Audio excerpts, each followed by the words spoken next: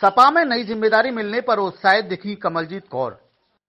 सपा में प्रदेश सचिव महिला सभा बनाए जाने पर कमलजीत कौर बेहद ही उत्साहित दिखी।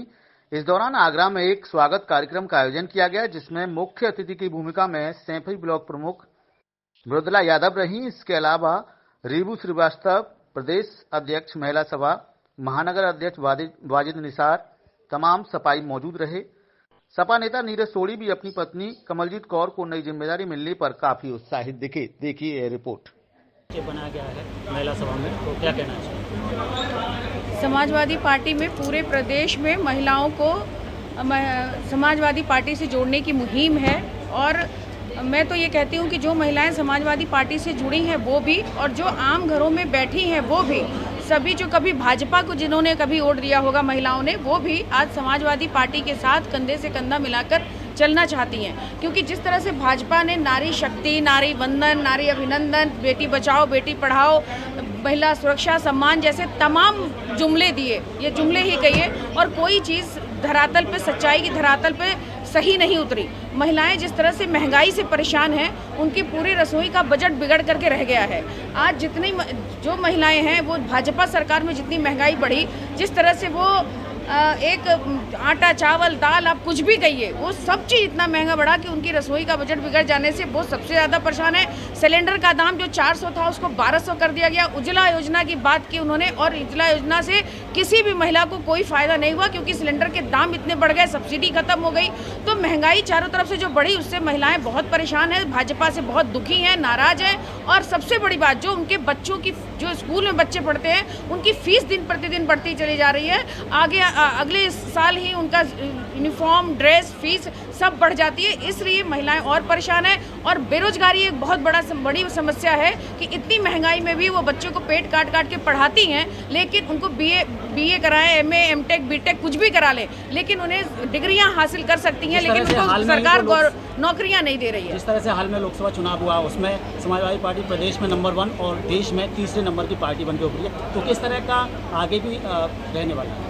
जिस तरह से समाजवादी पार्टी को उत्तर प्रदेश की जनता ने देश की तीसरे नंबर की पार्टी बनाया है, उसमें महिलाओं का बढ़ चढ़ करके योगदान रहा है। और मैंने कहा कि आम घरों में भी बैठी महिलाएं, उत्तर प्रदेश की आधी आबादी आज हमारे राष्ट्रीय अध्यक्ष अखिलेश यादव जी के नेतृत्व में, जब 2012 से 17 में सरकार थी, उन्होंने जो भी महिला हित के लिए काम किया, उसे आज भी महिलाएं याद करती हैं और महिलाएं समाजवादी पार्टी के साथ जुड़ी हुई हैं। और देश की इस पार्टी को नंबर 1 की उत्तर प्रदेश में और देश की तीसरे नंबर की पार्टी बनाने में महिलाओं का बहुत बड़ा योगदान है। राज्यसभा चुनाव आने वाले हैं, उससे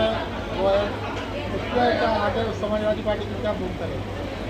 जो आने वाले इलेक्शन है उसमें समाजवादी पार्टी के साथ साथ उत्तर प्रदेश की जनता अभी उपचुनाव में 10 के 10 सीटों पे इंडिया गठबंधन बड़ी मजबूती से चुनाव लड़ेगी और जीतेगी। और आने वाले 27 में हम उत्तर प्रदेश में समाजवादी पार्टी की सरकार बनाएंगे। फिर से गठबंधन बनाकर समाजवादी पार्टी चुनाव लड़ेगी, फिर से इंडिया गठबंधन साथ में लड़ेगी चुनाव।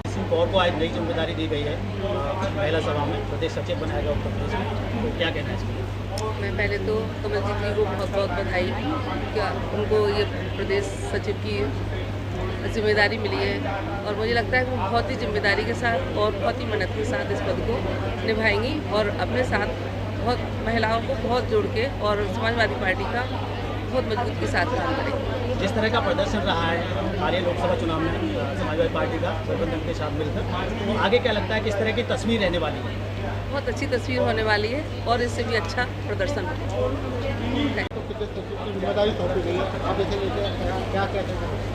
जी, मैं सबसे पहले तो अपनी आदरणीय आंटी जी का और दीदी का बहुत बहुत धन्यवाद करती हूँ, जो उन्होंने मुझे इस लायक समझा। और हमारे जो राष्ट्रीय अध्यक्ष जी हैं, उन्होंने मुझे इस पोस्ट के लिए इतना जिम्मेदारी वाला काम दिया है। और जन जन समाजवादी की जो जन जन की नीतियां हैं, वो मुझे घर घर पहुंचाना है, औरतों तक पहुंचानी है और औरतें अपने साथ जोड़नी हैं और समाजवादी पार्टी को बहुत आगे लेकर जाने के लिए मैं सबका तहे दिल से धन्यवाद देती हूँ। राष्ट्रीय अध्यक्ष जी का बहुत बहुत धन्यवाद करता हूँ, जिन्होंने उनको मेरी मिसेस को इतनी बड़ी जिम्मेदारी दी है। और मैं आशा करता हूं कि मेरी मिसेज इस पर खरी उतरेगी। समाजवादी पार्टी की जन जन योजनाएं, जो नीतियां हैं, वो आगे बढ़ाएगी, जिसमें हमारी आगरा की एक भी सीट नहीं है। 2027 में मैं कोशिश करूंगा कि 9 की 9 सीटें वो इतनी मेहनत करके दिखा दे आगरा में कि 9 की 9 सीटें अखिलेश जी की झोली में डाल दें। मोदी साहब, हालिया लोकसभा चुनाव में जो है समाजवादी पार्टी पहले नंबर की पार्टी बनती उभरी है और देश में तीसरे नंबर की पार्टी है। तो क्या लगता है जो आगे की तस्वीर है वो किस तरह की रहने वाली है? जनता जनार्दन है, जनता तंग आ चुकी है, घोर मुद्दा है, व्यापारी परेशान है। और बीजेपी की आपने देखा गर्मी में चुनाव हुए तो गर्मी शांत करके ठंडी कर दी है, उसको उनको ठंडा कर दिया है। केशव प्रसाद मौर्य कह रहे हैं कि 17 को दोहराएगी बीजेपी, 2017 के चुनाव को फिर से दोहराने वाली है। मैं माननीय केशव प्रसाद मौर्य जी की बात को काट नहीं रहा, ये तो जनता बताएगी कि कौन दोहराएगा। माननीय केशव प्रसाद मौर्य जी नहीं दोहराने की कह रहे हैं, जनता ने दिखा दिया, लोकसभा चुनाव में जनता ने दिखा दिया कि कैसे बीजेपी को नीचे हमने कर दिया है। अगर ये बेईमानी नहीं करते तो हमारी 50 सीटें आ रही थी, फतेहपुर सीकरी, फरक्काबाद, आप जानते कैसे बेईमानी हुई है और कई सीटों पे बेईमानी हुई है।